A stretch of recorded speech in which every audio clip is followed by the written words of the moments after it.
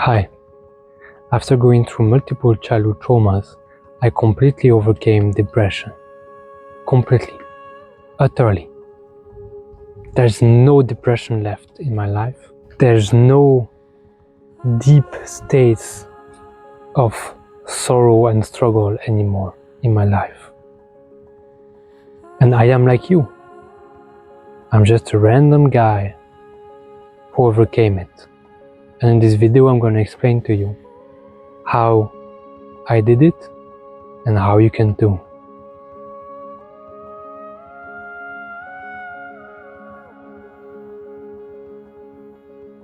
I know that many people are depressed. I know because I help people heal.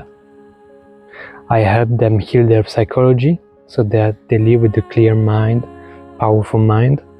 I help them make peace with their heart and their past. I help them embody their confidence. I help them get in touch with their body and reclaim their wholeness. And I help them when they go through their identity and existential crisis. So I meet many people who are depressed. And I can tell you that depression is only caused by one thing. One thing only. And most people don't understand that. It is caused by suppressed emotions. That's all. That's the cause of depression. To me. Some people might disagree, but that's how it is to me. And that's how I overcame it.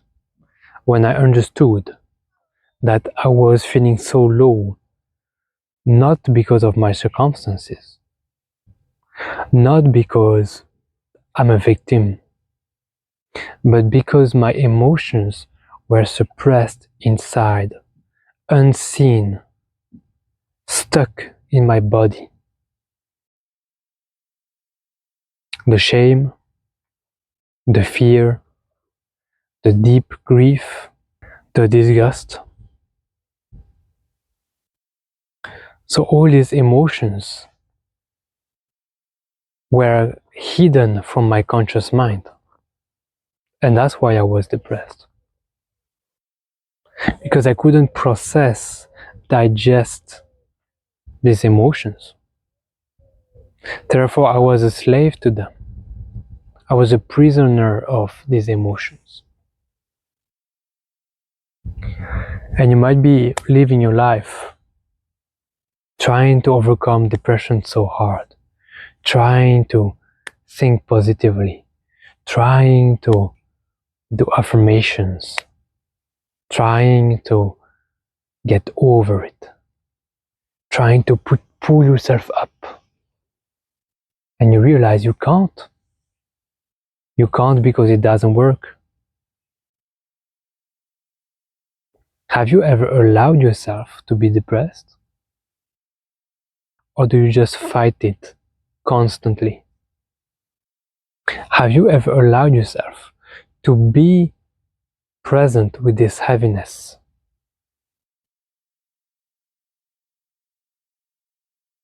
Have you ever given yourself the permission to feel that? Because in our society, depression is labeled as something not normal, as if it's something that is attacking you. Like, oh, he got depressed. Like something just fell on his head. Like, oh, he got depression, like it's a disease or something.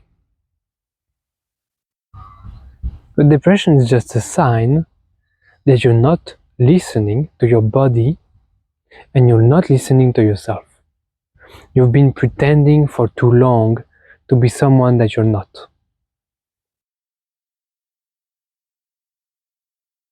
And I can tell you that in my life, that's exactly what happened. I stopped listening to myself. I didn't listen to my body. I didn't pay attention to what I felt. I was only living in my head, which caused me to completely disconnect from my own authenticity, my own drive in life. So you might think that you're listening to yourself I can guarantee you that if you're watching this video and you're depressed, you're actually not listening to yourself. You actually don't know how to listen to yourself. And that's why you come to watch these videos, because there's a guy here who made it and who is trying to teach you how to listen to yourself. So can you allow me to show you that? Can you listen to what I'm sharing to you and receive it? And not watch this video logically like you do with all other content of self-development, trying to sort it out in your head and make it a rational understanding. Can you actually open your heart to this video, what I'm trying to say to you? You're depressed because you're dismissing how you feel. You are avoiding feeling your pain. And when you do that, when you avoid feeling an emotion, the emotion cannot be digested, because the nature of emotion is to flow. If you're scared of an emotion, if you're resisting an emotion, like let's say shame, there's only two options possible. Either you digest it, you process it, or you suppress it. So if you don't have the tools to process an emotion, if you don't have the tools to let an emotion come up and be seen and healed and flow through your body, what's going to happen is that it's going to be suppressed, which will increase your depression. So it's not about medication. You might need to take medication because it calms down your mind. I'm not against medication, I think it's great. But it's not that which is going to heal you. It's not sitting in a psychology session with a psychotherapist and say all your problems and why your life is so hard without actually feeling your stuff. This doesn't work.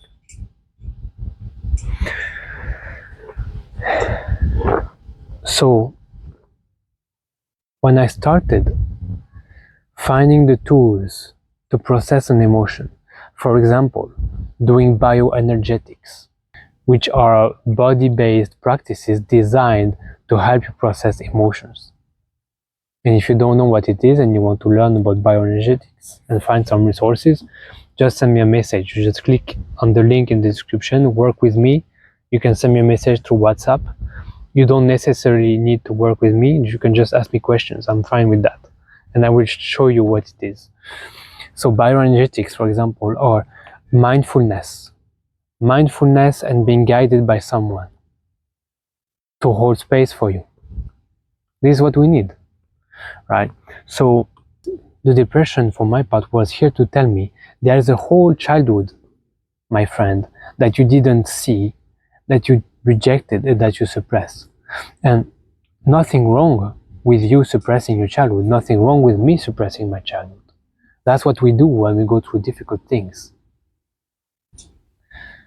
But the truth is that until this childhood is seen, until you talk about this past and actually heal it, transform it, nothing will change. The depression will stay there. And I'm not saying you should talk about the past just for the sake of talking about the past. I'm saying you should talk about the past in order to allow these emotions to be processed. You should be able to find a way where you're able to make room for these emotions so that they can flow within you. That's the only thing you need to do. And for a lot of us, and that was my case, we tend to be attached to our narratives. We tend to be attached to our stories about our emotions. For example, if I feel shame, I'm going to be rejected. Well, that's where the psychological work is needed, so that you break through this limiting belief. Because if you feel shame with me, I'm not going to reject you. That's your own limiting belief. So we have to first use the psychology to deconstruct the limiting belief and realize that this is just a thought that you're thinking. It's not the reality.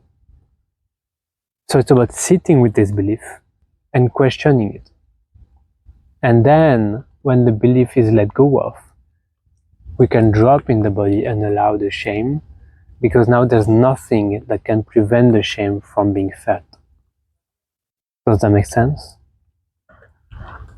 So in order to heal depression, and that's what I did, we have to work on both the mind and the body. We have to let go of the blocks here, so that here in the body it can be felt and processed. So that the resistance to sadness that is here can go away. So the sadness can emerge in us and be grieved. Because yes, if you want to go out of this, you're going to have to grieve.